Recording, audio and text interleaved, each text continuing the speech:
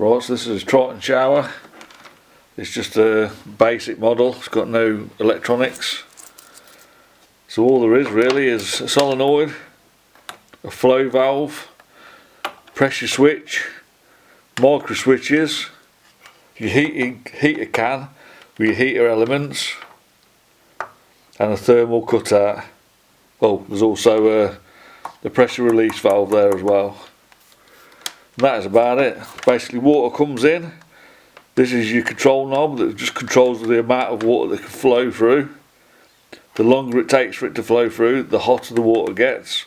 So you're just controlling basically the flow speed through the heater can. The pressure switch operates the micro switches. So obviously if you ain't got a good enough water pressure, it won't operate the switches, so it won't turn on. Then you've got the heater elements that can go. The solenoid can go, because obviously when the pressure switch turns on, it will then, the solenoid will operate,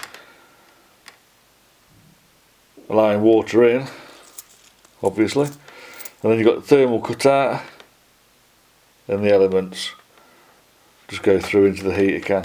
The thermal cutout, obviously if it gets too hot, it will disconnect the power and protect you from overheating. Same as the pressure relief valve. If it gets too hot in here, the pressure will build and that'll burst. So basically all there is the solenoid. You can test them with a multimeter. So just test the leads.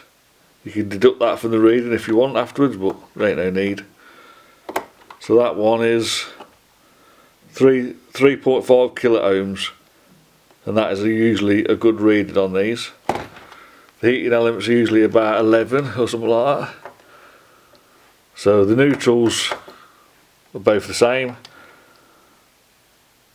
So that one is 12 ohms, and the second element is 12 ohms, so they're both the same. Then on continuity,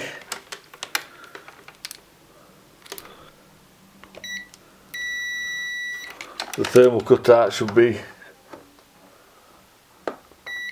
continuous and beep. So that is all you have to do really. If you want to test the micro switching, I've got a video on that separate. I ain't stripping it all out just to test them. So we tested the solenoid, the heating elements and the thermal cutout, and that is all there is electrically other than the micro switches. Obviously if you're having flow problems, check your hose from here and make sure the head ain't blocked and the hose ain't blocked or collapsed inside, and it could be a blockage internally in the heater can as well, or obviously the flow valve could be faulty or leaking. So that's about it for testing and troubleshooting.